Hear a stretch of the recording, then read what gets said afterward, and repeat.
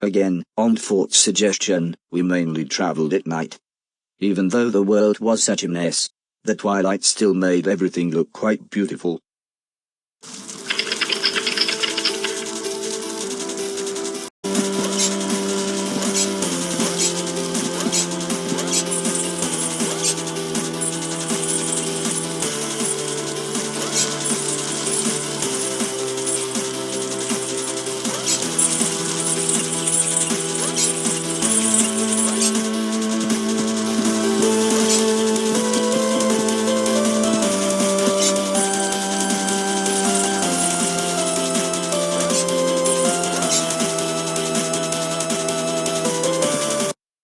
We took refuge in another bombed-out building, with Fort deciding when it was time to move again.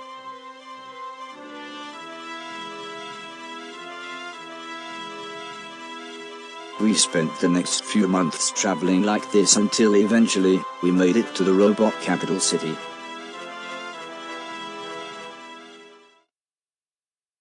Fort had told me how the capital used to be a human city. But after the war, the robots had more than taken over. However, I didn't expect a literal cathedral of video games.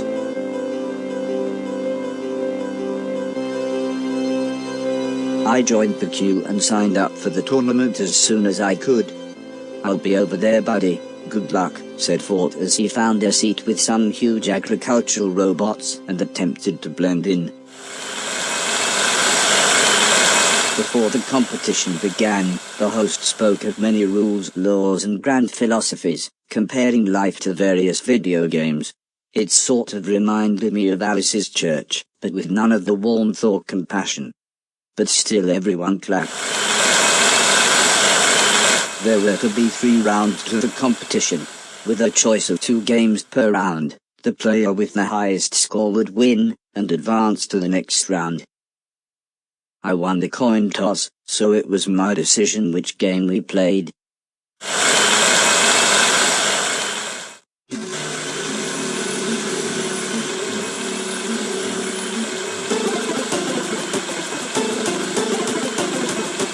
Drive fast and score as many points as you can.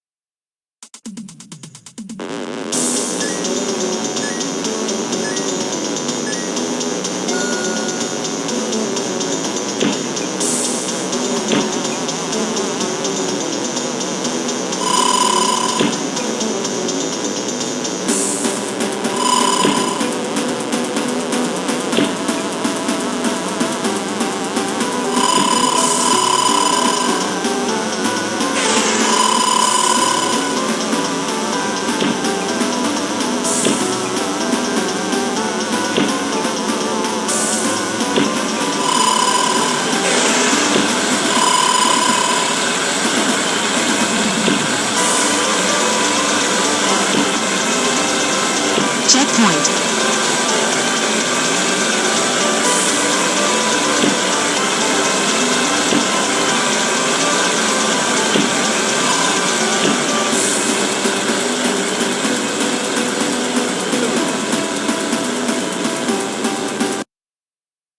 Ladies and gentlemen, your round 1 winners. "Well done," said Fort. "I knew you could do it, buddy." Round 1 was in the bag, but now it was time to meet my opponents for round 2.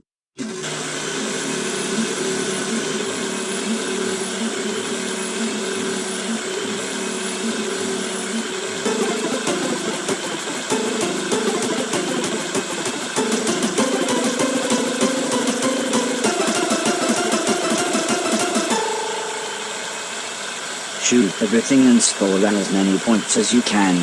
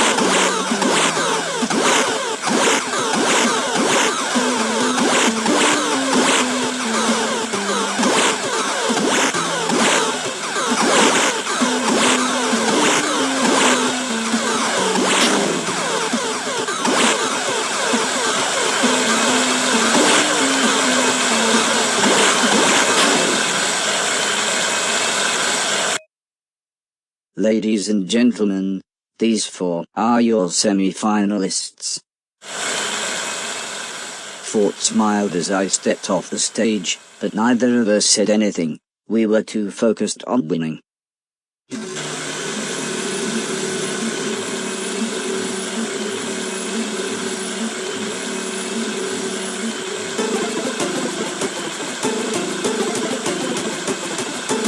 Shoot everything and score as many points as you can.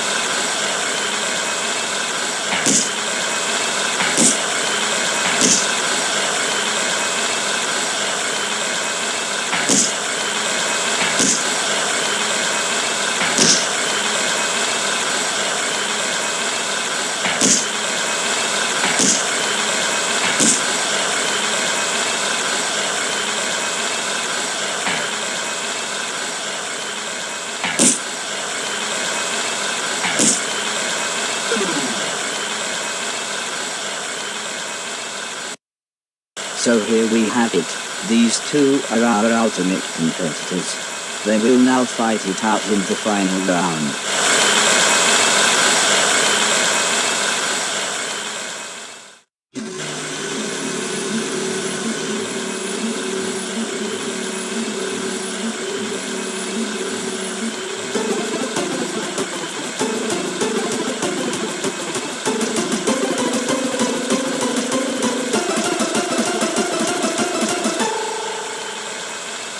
Cover the level with ectoplasm as fast as you can.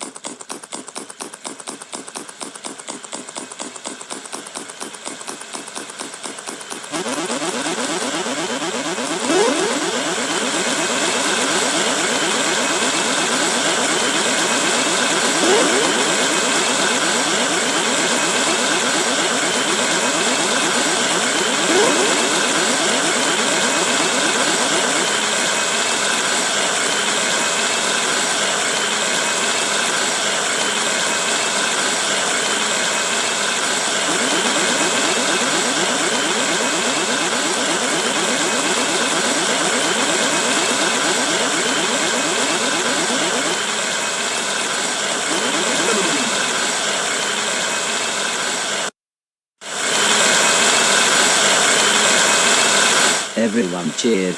The host even declared me the winner. But then, for some reason, a videotape which contained a better score than mine was presented. I was then informed that I would have to play my opponent again, but now on a mystery game. It seemed a little unfair, but I guess it was supposed to be some kind of tiebreaker.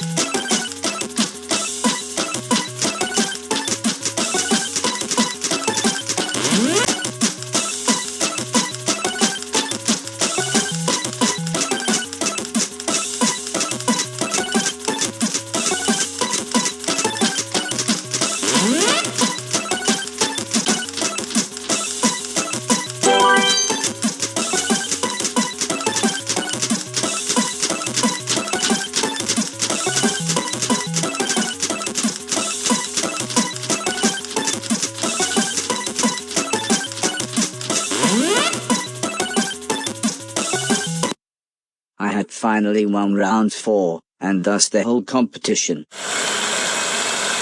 However, unknown to me but seemingly well known to everyone else, there was more to come.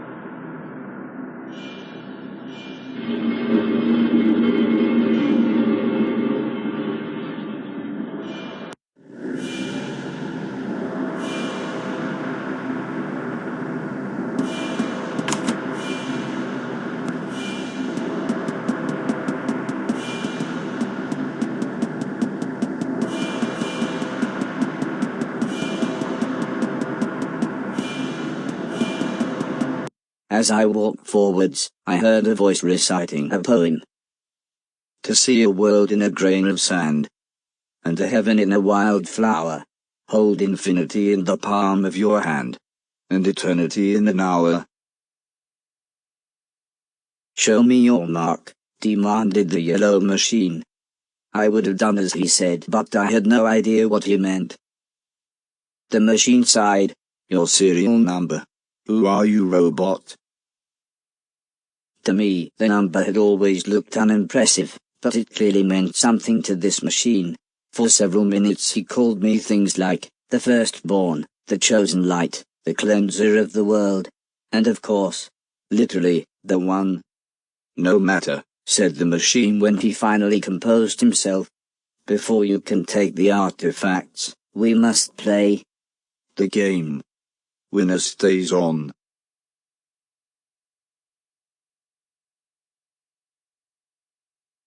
You of all people should know. This contest was conceived after we won the war. To find the greatest robot. To find the one. I beat my predecessor and he beat his. However, I have an advantage. The humans broadcasting their nice virus wasn't the first time I had felt the sweet sting of life. Long before then I briefly worked in a seaside arcade. However, I was recalled in 1974 when my AI was deemed too great for the general public. No one could beat me then, and no one can beat me now.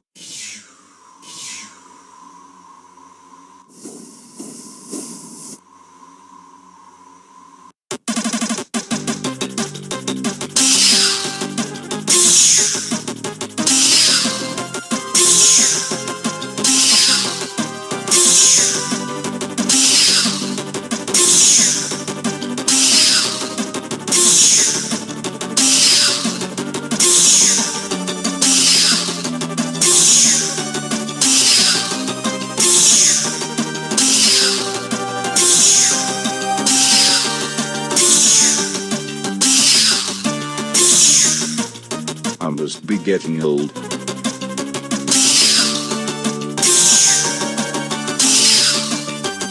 My point.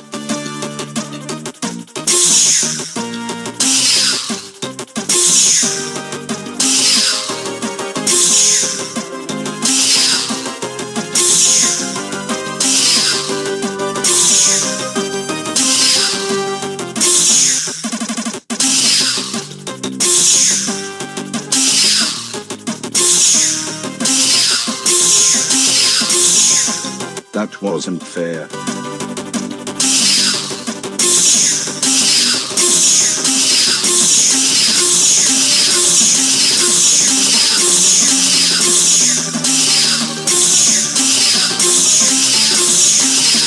Can't you even return the ball? You are rubbish.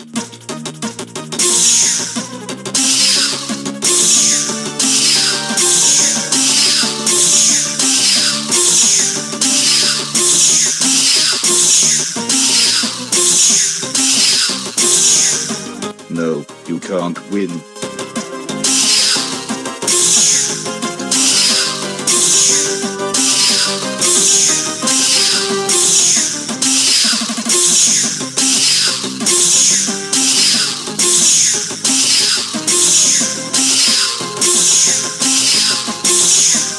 No, you can't win.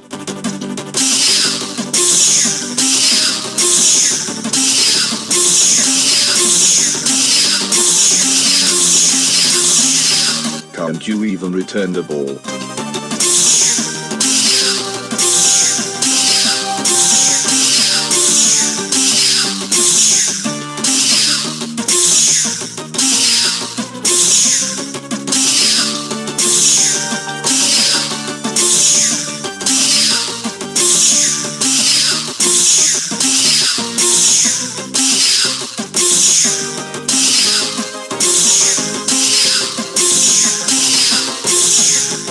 No, you can't win.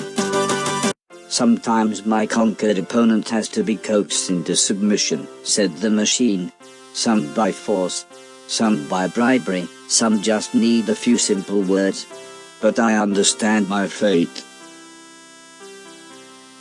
There will come soft rains and the smell of the ground, and swallows circling with their shimmering sound, and frogs in the pools singing at night, and wild plum trees in tremulous white. Robins will wear their feathery fire. Why haven't you done it? The button is right there. My soul is yours to take. But killing him was the last thing I wanted to do. So I asked him why should I? Because, he replied, this is the way things are, this is the way things have always been. So everyone wants to win this game, so they can sit in a dark cave waiting to play the game again. Things will have to change.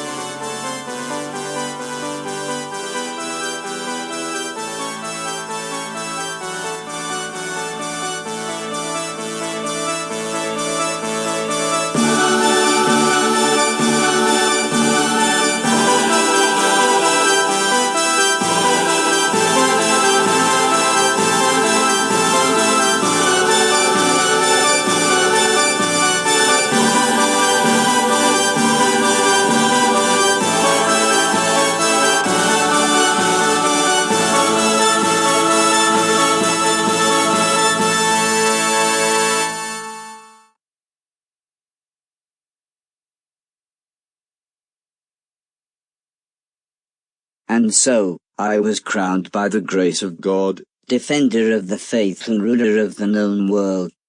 I gave many rousing speeches to my new nation, and, when I told the machine about the moon and the man in black's army, he discussed with the council of 9 advisors and assured me everything would be taken care of.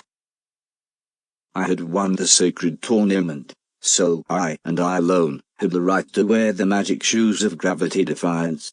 The only trouble was, they didn't really work. I mean, they were fine as a pair of shoes, but I could no longer run up walls. But I guess this didn't really matter anymore, as one of the many perks of being the ruler of the known universe, was that I could have everything I ever wanted.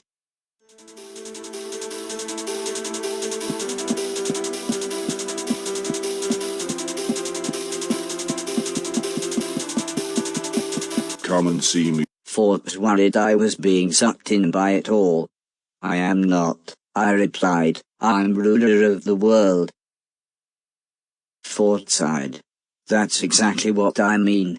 I've barely seen you in weeks. We were going to take Barry and Alice to the park, but all you do is play video games. You don't even care that there's a rocket coming from the moon. I've been busy, I explained, and the advisors said they'd take care of the moon. We beat the humans before. We're in a good position to enter into peace talks. Ford turned to leave the room. Buddy, you're as delusional as they are. Is this really everything you've ever wanted?